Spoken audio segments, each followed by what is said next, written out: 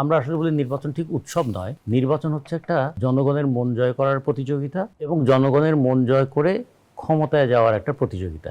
নির্বাচনে যদি একবার জিতে যাওয়া যায় তাহলে রাষ্ট্র ক্ষমতা পুরোপুরি কব্জা করা যায়। রক্ত দেওয়ার সময় সবাই রক্ত দেই, কেন সুফল সবার ঘরে আসে না?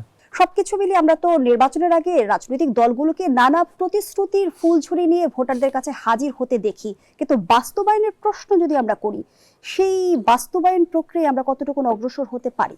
একটা জিনিস হচ্ছে জনগণের মধ্যে একটা রাজনৈতিক সচেতনতা তৈরি হয়। দ্বিতীয়ত হচ্ছে দেশটা কোন পথে চলবে তার চাইতেও কোন প্রার্থীকে তারা ভোট দেবেন সে ব্যাপারে একটা প্রতিযোগিতা তৈরি হয়। এই জন্য নির্বাচনকে অনেকে উৎসব বলছেন, আমরা আসলে বলি নির্বাচন ঠিক উৎসব নয়, নির্বাচন হচ্ছে একটা জনগণের মন জয় করার প্রতিযোগিতা এবং জনগণের মন জয় করে ক্ষমতায় যাওয়ার একটা প্রতিযোগিতা। এই প্রতিযোগিতা মাঝে মাঝে প্রতিদ্বন্দ্বিতায় পর্যবসিত হয় এবং প্রতিদ্বন্দ্বিতা কখনো কখনো প্রতিহিংসার রূপ নিয়ে নেয়। যে কারণে আমরা দেখেছি যে আমাদের যে নির্বাচন পদ্ধতি সেখানে যেটা আছে যে উইনার টেক্স অল।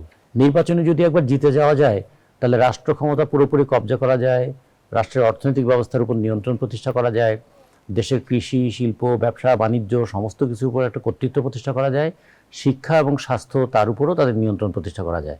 ফলে এই যে নিয়ন্ত্রণ প্রতিষ্ঠা করার উদগ্র বাসনা, এখান থেকে কিন্তু কখনো কখনো প্রতিশ্রুতির বন্যা বয়ে যায়। এখন আমাদের অতীতের ইতিহাসগুলো যদি দেখি, অনেক সময় প্রতিশ্রুতিটা ঠিক শ্রুতির মতোই থাকে এবং কখনো কখনো স্মৃতিতে থাকে, যে মনে থাকে যে অমুক এই কথা বলেছিল কিন্তু সেটা আর পূরণ হয় না। সে কারণে অনেক সময় এটা প্রচারণা থেকে প্রতারণার দিকেও চলে যায়। কিন্তু এখন আপনার যে প্রশ্নটা নিয়ে আসছেন, নির্বাচনে একজন পার্লামেন্ট মেম্বার তিনি কি প্রতিশ্রুতি দেবেন? আর যে দল রাষ্ট্র ক্ষমতা পরিচালনা করবার আশায় নির্বাচন করছে, যে সংখ্যাগরিষ্ঠ সংসদ সদস্য তাদের থাকলে তারা রাষ্ট্র পরিচালনা করবেন, তারা রাষ্ট্র পরিচালনার ক্ষেত্রে কি কি প্রতিশ্রুতি দিচ্ছেন?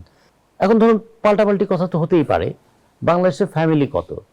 বাংলাদেশের ফ্যামিলি যদি ধরি 4.5 কোটি ফ্যামিলি, আচ্ছা সেই ফ্যামিলির মধ্যে কতটা ফ্যামিলি দরিদ্র বা হতদরিদ্র?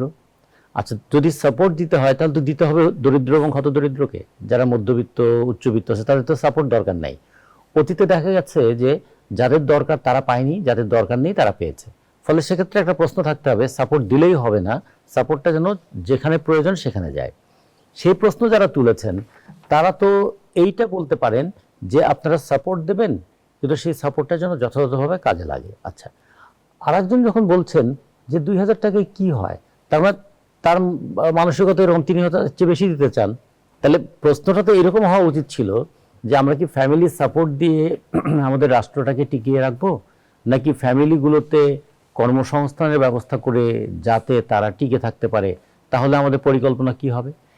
ইমিডিয়েট টাস্ক কি, আলটিমেট টার্গেট কি, এইটা একটু নিয়ে আলোচনা হতে পারে, এটা নিয়ে বিতর্ক হতে পারে। আমরা যেটা বলতে চাই যে আমরা বাসদের পক্ষ থেকে আমরা মনে করি যে রাষ্ট্র পরিচালনার একটা নীতি হচ্ছে তো রাজনীতি। সেই ক্ষেত্রে কি করব, কার জন্য করব, কিভাবে করব এবং সবচেয়ে বড় কথা কেন করব।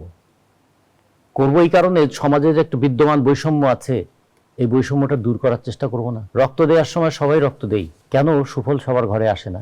কেন কৃষক ফসল ফলিয়েও ফসলের দাম পায় না, আর শ্রমিক ঘাম ঝরিয়েও সস্তায় পণ্য কিনতে পারে না?